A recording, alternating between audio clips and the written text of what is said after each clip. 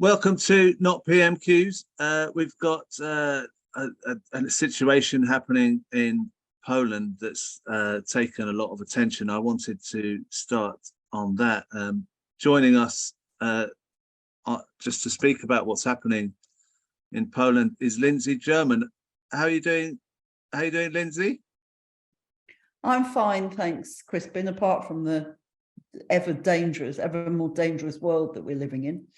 But I'm fine, thank you.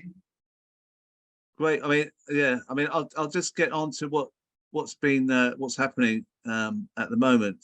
We've had a press conference from NATO. The Secretary General Jens Stoltenberg has made these points. He said there's no indication of a deliberate attack by Russia or that Russia is preparing military action against NATO. The blast was most likely caused by Ukrainian air defense, but investigations are ongoing. However, NATO does not consider this Ukraine's fault, as it has the right to defend itself. Instead, Russia bears the ultimate responsibility for the attack in Poland because of its invasion of Ukraine.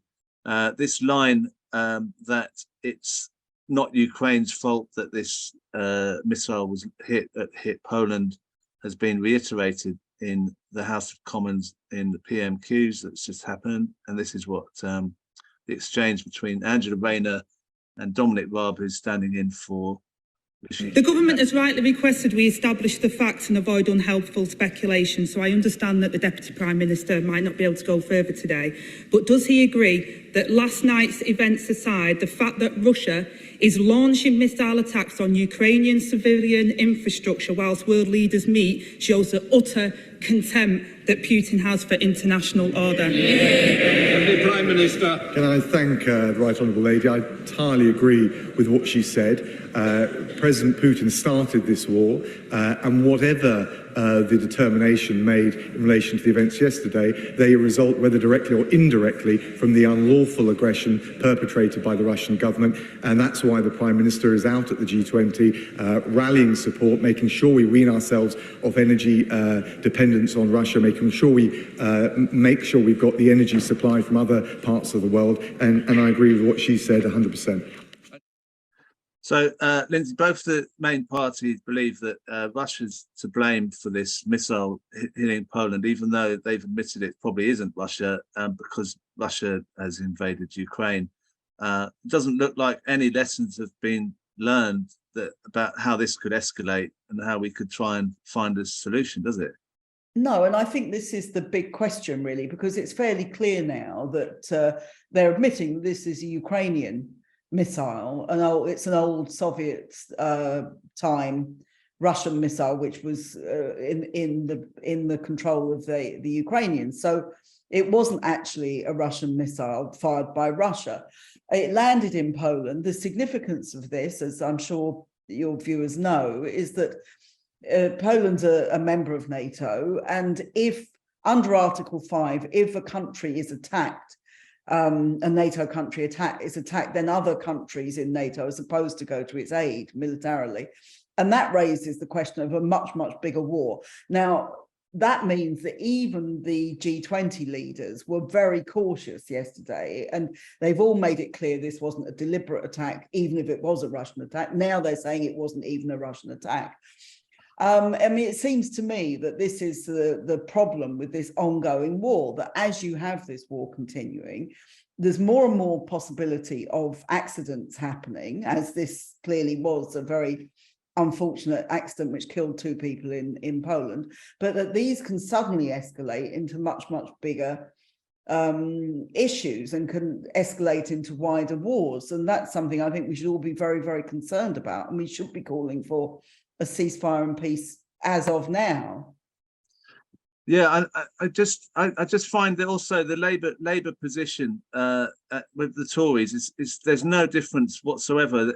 No alternative voice is being heard on this. Not even the smaller parties. I mean, maybe Jeremy Corbyn is saying stuff, but isn't that really unhelpful at the moment?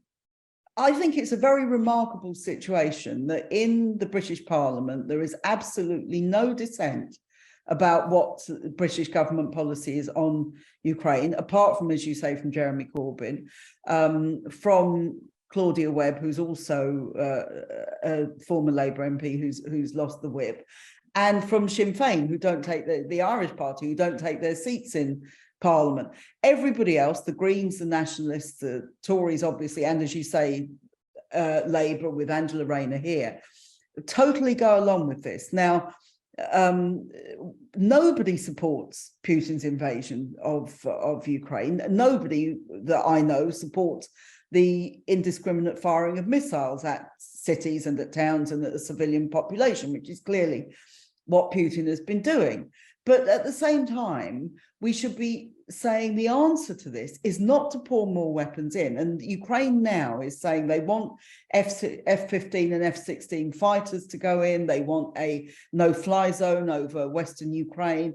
This will just escalate the war much, much further. So I think it's extremely unhelpful, but not particularly surprising that Angela Rayner is taking the position that she's taking. It's always been the standard Labour policy, the Labour leadership policy, with the exception of Jeremy Corbyn. But we are heading towards a world which is getting much more dangerous and much more prone to war. I think it's worth remembering as well that NATO spends 17 times as much on the military than does Russia. And so let's get this a little bit in perspective. You know, let's look at this. This is a proxy war between Russia and NATO. The main sufferers in this are the Ukrainian people, who are suffering still very, very badly. Also, large numbers of Russian troops have been killed, but it's against all of our interests for this war to continue. Yeah. Well, you know, is Stop the War planning anything on this? How you've sort of been attacked yourself by the media for your stance on this. Is it difficult to get the word out at all, for even in the media, or about an alternative strategy here? It's very, very difficult, as I'm sure most people here are aware, to get alternative voices on mainstream media. Obviously, we do as much as we can through social media and through programs like your own and various other things where you get an alternative kind of platform. But it is very, very hard, because the whole consensus is that this war is justified and this war is right, and we have to keep putting money into it.